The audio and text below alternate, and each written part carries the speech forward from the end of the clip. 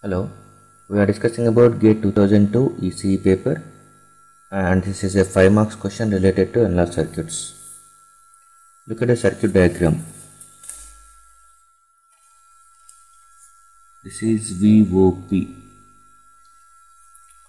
Consider the circuit of figure. Op amp is ideal, and we are going to find out what is the mode of operation of this BJT, whether it is in active region, saturation or cutoff region. We have to justify the answer, and next we have to get the equation for the I0, expression for output current I0 in terms of VI. So what is the relation between I0 and VI? And next we are going to calculate I0 value and VOP and I0 value if VI is equal to 2 volts. VOP is output of op amp, and given some values are beta is equal to 99, VB is equal to 0.7 volts. Okay. So first of all, you must know a transistor is going to be consisting of, it's a symbol of NPN transistor, N and N, this is P. So every transistor, if you are assuming at that time it is NPN or PNP, it will be consisting of two junctions, emitter, base and collector. So this is JE and JC. Every transistor is having 3 regions, and that 3 regions is going to be giving rise to 2 junctions. One is a junction. Junction is nothing but simply a P and N region, combination of P and N regions. There is a PN junction between emitter and base. There is a PN junction between collector and base. So there will be 2 PN junctions possible for every transistor. And operating region of transistor is decided whether these junctions, how they are biased, whether they are forward bias or reverse bias, or one is forward bias, the other is reverse. So the region of operation is going to be decided based on these junctions. Let us assume JE and JC is representing the emitter base junction and collector base junction.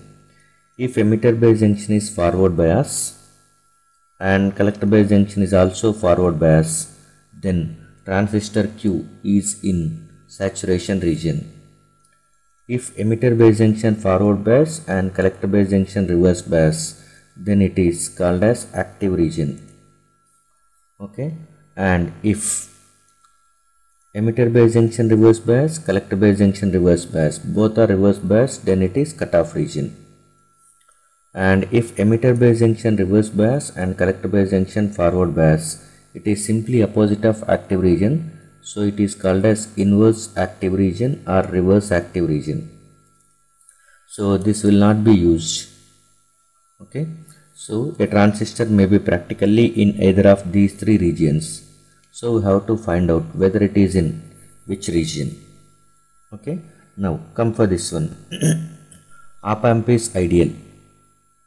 Okay, for ideal op amp, voltage at inverting and non-inverting terminals are going to be same, so that this VI you are going to get at this point also. So the voltage present at this point is also VI. Okay, so now look at this one.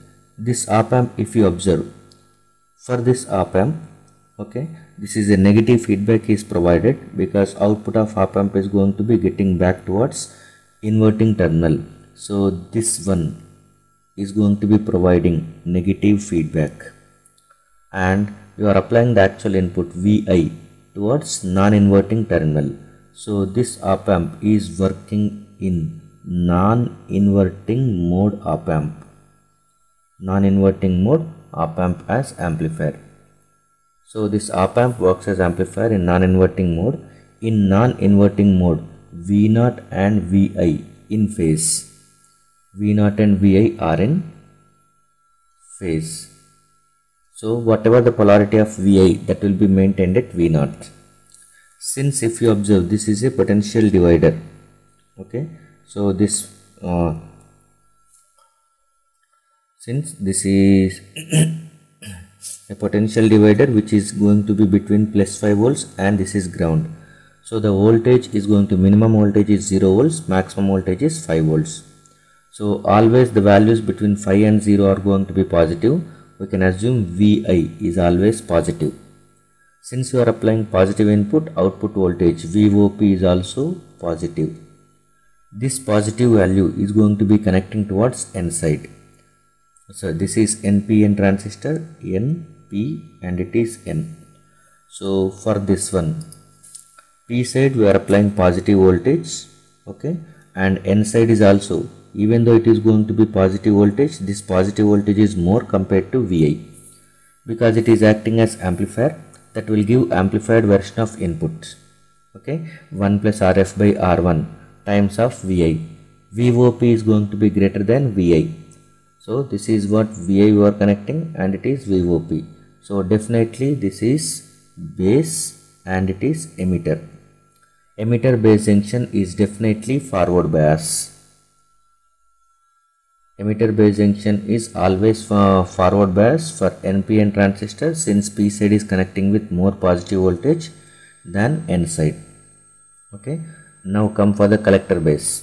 So JC is nothing but this is, okay, it is collector and it is base. Collector base junction, collector is of N side, base is of P type. So that N side, if you apply more positive voltage, then it will be in reverse bias. Now look at this one, N side is connecting with plus 15 volts, whereas P side is going to be, at most it may reach 12 volts. Okay, it is between plus 12 and minus 12. So the maximum positive voltage you may get at the output of op amp is plus 12 volts. But what you are applying for the N side is plus 15. So plus 15 is greater than plus 12. So that this collector base junction is always reverse bias. Since collector base junction is reverse bias and emitter base junction is forward bias, transistor Q will be in active region. So this is first one. Okay, we can ensure that one Q is going to be in active region. And second case for B, obtain an expression relating to output current I0 and input voltage Vi. Okay, I0 is nothing but, because of op amp is ideal, whatever the voltage you are connecting it non-inverting input, that will be presented inverting input. This is the concept called as virtual short, which is possible only for ideal op amp. Okay, so by that time this point is also of Vi, since no currents are going to be flows into internals of op amp. Okay, so current flowing through the input terminals of op amp is also 0, because ideal op amp is going to be having, ideal op amp has many important characteristics. Out of that one, two are very important. One is open loop voltage gain is infinite. Okay, open loop voltage gain and output is going to be having a relation like this: V0 is equal to open loop gain times of input differential voltage. So from this one, input differential voltage is V0 divided by AOL. V0 divided by infinite open loop gain. So something by infinite is always 0. Input differential voltage is nothing but differential input voltage between its terminals. So VID can be written as VID is equal to voltage at non-inverting terminal minus voltage at inverting terminal. That is going to be 0. So always voltage at inverting and non-inverting terminals are going to be same. Even though they are going to be two different nodes, but they will be always at same voltage. That means they will be virtually shorted. Okay, the voltage at two nodes will be same only when they are shorted. Even though they are not shorted physically, V plus and V minus, but they will be at same voltage. So this is going to be called as virtual short concept. Virtual short concept. So if one of the input terminal is at some known voltage, definitely the other will be at that voltage. So in this case, Vi is the voltage at non-inverting terminal, so Vi will be present at inverting also. And second important characteristics which is used for analysis is input impedance, Ri or Zi. Input impedance of op amp is infinite. Infinite impedance is nothing but simply it is open circuit. So input side acting as open circuit, and we know that one under open circuit no current flows. So currents flowing into inverting terminal, current flowing into non-inverting terminal is 0. So currents flowing into inverting terminal and non-inverting terminal are going to be zeros. And this is the current which is flowing in inverting terminal, that is also flows through this resistor. So there is no current flows through this resistor, so no voltage drop. No voltage drops takes place. No voltage drop takes place across this resistor. That is, no voltage drop is nothing but V is equal to 0, which is nothing but short circuit. So simply this node and this node is going to be shorted. Acts like. So VI is also present at this point. Okay. Now we are going to calculate the relation between I0 and VI.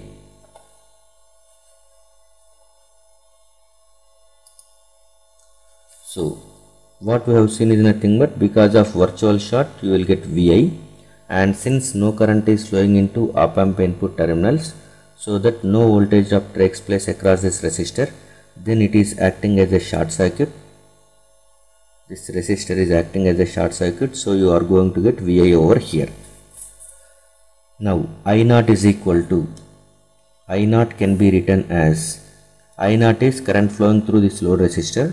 Voltage difference across this one can be written as VI minus of minus 15 divided by RL. So VI plus 15 divided by RL is equal to I0. So I0 into RL, I0 into RL is equal to VI plus 15. So I0 into RL is equal to VI plus 15. We can write it as VI is equal to I0 into RL minus 15. This is the relation between I0 and VI. Okay. And third case is given as, what is the value of I0? We are going to calculate I0 and output of op amp VOP. Okay. When VI is equal to 2 volts. If VI is equal to 2 volts, what is the value of I0 and VOP? So I0 can be written as, from this equation, you can write I0 is equal to VI 2 plus 15 divided by RL value is 10 ohms. So 17 by 10 amperes, that is 1.7 amperes. So 1.7 amperes is I0 value, and VOP is nothing but output of op amp. Output of op amp is nothing but this point. So VOP is voltage from this node towards ground. So voltage from this node towards ground is nothing but voltage across. Okay, you are coming in this direction. As you are coming in this direction towards ground, we are going with. So you can write it as, this is the ground. So we know voltage from this point towards ground is nothing but VI. Okay, VOP is nothing but VI plus VBE. Okay, base to emitter voltage plus minus and voltage drop across RB. So three things if you add: voltage drop across RB, voltage drop across VBE and voltage drop across VI. So VOP can be written as, okay, voltage drop across RB, current flowing through this one is nothing but current flowing through base terminal. So this can be written as IB, current flowing through base terminal, IB into RB plus VBE value plus VI. So we know the VBE value, it has given 0.7 volts, VI value is 2 volts. We don't know the value of IB. Okay, so if you want to calculate IB, then IB is the base current. We know this is nothing but IE. IE is equal to 1 plus beta times of IB. We know this relation for a BJT. Okay, and current flowing through emitter, what is the relation between IE and I0? IE and I0, if you check, okay, since no current is going to be flowing through this input terminal of op amp, so same IE, whatever it is flowing, that is also flows through this RL. So IE is equal to 1 plus beta times of IB, which is nothing but I0. So IB is equal to I0 by 1 plus beta. So you can write it as VOP is equal to I naught divided by 1 plus beta times of RB plus VBE plus VI. So VOP is equal to I naught is 1.7 into RB is 150 kilo ohms divided by 1 plus beta, okay, and beta value is given as